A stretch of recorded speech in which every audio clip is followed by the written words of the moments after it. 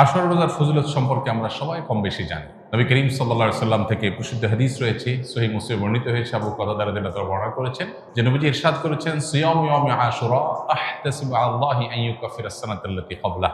আশুরার রোজার ব্যাপারে আল্লাহর প্রতি আমার ধারণা হলো যে এর মাধ্যমে 1 বছর পূর্বের গুনাহ আল্লাহ তাআলা মাফ করে দিবেন। এবং আশুরার এই রোজা এটা কতদিন যাবৎ পৃথিবীতে রাখা হচ্ছে সেটার উত্তর হলো মুসা আলাইহিস সালামের সময় থেকে রাখা হচ্ছে। তার মানে কয়েক হাজার বছর ধরে আশুরার রোজা পৃথিবীতে রাখা হয়। এমন একটা ইবাদত যেটার ধারাবাহিকতা হাজার হাজার বছর। তো এই আশুরার রোজা রাখার গুরুত্ব অপরিসীম।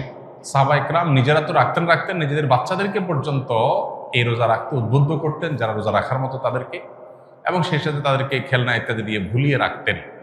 এটা ছিল নবী সাল্লাল্লাহু আলাইহি সাল্লামের সাহাবায়ে কেরামের সুন্নাহ। সেজন্য আশুরা রোজা আমরা রাখার চেষ্টা করবো ইনশাআল্লাহ। এই বছর আশুরা রোজা আমরা কখন রাখবো সেটার উত্তর হলো, আজ বাংলাদেশে এবং এ অঞ্চলে যেহেতু একদিন পরে চাঁদ দেখা যায় মিডল ইস্টের তুলনায়, সো আমাদের এখানে আজ 8ই মুহররম। 8ই মুহররম যেহেতু আজকে সন্ধ্যার পর অর্থাৎ শুক্রবার সন্ধ্যার পরে 9ই মুহররম শুরু হয়ে যাবে। আর আশুরা রোজার মধ্যে সবচেয়ে উত্তম হলো 9 এবং 10ই মুহররম রোজা রাখা। 10 মুহররম আশুরার দিন, আশুরা মানেই হলো মুহররমের 10 তারিখ বা 10ম দিন, অতএব সেটা তো আছেই। সেটা আগামী রোববার মুহররমের 10 তারিখ হবে। শনিবার দিবাগত রাতে সারিকে আমরা মূল রোজা আশুরা রোজাটা রাখবো ইনশাআল্লাহ। আর সাথে 9 তারিখকে প্লাস করে রোজা রাখলে সেক্ষেত্রে আজকে দিবাগত রাতে আমাদেরকে সারি খেয়ে আগামীকালকে শনিবার রোজা রাখতে হবে, অর্থাৎ 9 এবং 10। তাহলে শুক্রবার দিবাগত রাত, আজ শুক্রবার দিবাগত রাতে আমরা সারি খেয়ে কালকে রোজা রাখবো ইনশাআল্লাহ। আবার আগামীকাল দিবাগত রাতে সারি খেয়ে তারপরের দিন রোজা রাখবো। তাতে 9 জিলহজ এবং 10 জিলহজ দুইটা রোজাই আদায় হয়ে যাবে ইনশাআল্লাহ। কারণ যদি কালকে রোজা রাখা সম্ভব না হয় তাহলে তিনি শনিবার দিবাগত রাতে খেয়ে রবিবার রোজা রাখবেন, সেটা হবে আশুরার মূল রোজা। আর রবিবার দিবাগত রাতে সারি খেয়ে সোমবার তিনি রোজা রাখবেন, তাতে হবে আপনার 11 জিলহজের রোজা। আর সোমবার তো সাপ্তাহিক নফল রোজা আছেই, সেক্ষেত্রে আমরা টানা 3টা রাখতে পারি। শুক্রবার দিবাগত রাত, শনিবার দিবাগত রাত, এই দুইটা আশুরা। আর রবিবার দিবাগত রাত হলো কিসের? সোমবারের সাপ্তাহিক নফল রোজা। তাহলে টানা 3টা রোজা হয়ে গেল। আর যদি কেউ একের ভিতরে 2 চান, মানে শর্টকাটে, তাহলে সেক্ষেত্রে শনি আর রবি রাখলে রোববারেরটা ডাবল নিয়ত করতে পারেন। 11ই মুহররম হিসাবে রোজা, আবার সোমবারের রোজা, দুইটা সব একসাথে পাওয়া যাবে। আর যদি কেউ 3টা রাখেন তাহলে তার সব বেশি, এটা বলার অপেক্ষা রাখে না। অতএব আশুরা রোজাগুলো আমরা রাখার চেষ্টা করবো ইনশাআল্লাহ। এদিন আল্লাহ রাব্বুল আলামিন মুসা আলাইহিস সালামকে বিজয় দিয়েছেন, সত্যের বিজয় দিয়েছেন। আর অসত্য বা ফেরাউন বাহ্যিকভাবে শক্তিশালী মনে হলেও দীর্ঘদিন অহমিকার সুযোগ আল্লাহ তাআলা ছাড় দিয়ে একটা পর্যায়ে তাকে চরম পরিণতি বরণ করতে বাধ্য করেছে। সেই ঐতিহাসিক দিন আল্লাহ নবী মুসা আলাইহিস সালাম সেটার জন্য আল্লাহর কাছে শুকরিয়া আদায় করে তিনি রোজা রেখেছেন, এবং তার অনুসরণে আমরাও রোজা রাখি। এবং ইয়াহুদীদের রোজার চাইতে আমাদের রোজা যেন ভিন্নতর হয় সেজন্য আমরা 2টা রোজা রাখি। এবং সেই 2টা রোজার ভিতরে সবচেয়ে উত্তম হয় 9-10, 9-10 না পারলে 10-11, এই 2টা ধাপের রোজা। আর যদি সেটার কোনোটাই সম্ভব না হয়, শুধু একটাই রাখতে পারে, তাহলে 10 তারিখের রোজাটাও রাখা যেতে পারে, যদি অনেক কোনো সেটাকে নিষেধ করেছেন। আশুরা উপলক্ষে কি কি আমল করব? আশুরা উপলক্ষে সর্বপ্রথম এবং প্রধান আমল হলো রোজা রাখা, যেটা আমরা এতক্ষণ বললাম। মুহররমের 10 তারিখ এবং তার সাথে 9 তারিখ, এই 2টা রাখা উত্তম। কারণ নবী সাল্লাল্লাহু আলাইহি সাল্লাম বলেছেন, যদি আমি আগামী বছর বেঁচে থাকি তাহলে আমি 9-10 রোজা রাখবো। এই জন্য 9-10 রাখাটা উত্তম, এটা নবীজির স্বপ্ন ছিল, আকাঙ্ক্ষা ছিল। আর না হলো 10-11 রোজা রাখা, এটা হলো আশুরার প্রধান আমল। দ্বিতীয়ত, আশুরার এই দিবসের শিক্ষাটা গ্রহণ করা, এটা নিয়ে খুব বেশি আলোচনা হয় না। আলোচনা হয় শুধু আশুরার রোজা নিয়ে, ইতিহাসও আলোচনা হয়, কিন্তু আশুরার চেতনা কি, আশুরার শিক্ষা কি, আশুরা আমাদেরকে কি বার্তা দেয়, সেটা নিয়ে আলোচনা হয় না। সেটা আমরা আজকে আলোচনা করার চেষ্টা করেছি আলহামদুলিল্লাহ। অতএব আশুরা উপলক্ষে প্রতি বছরই আমাদের এই শিক্ষাটা ধারণ করা দরকার যে সত্যের বিজয় হবেই হবে 2 দিন আগে আর 2 দিন পরে।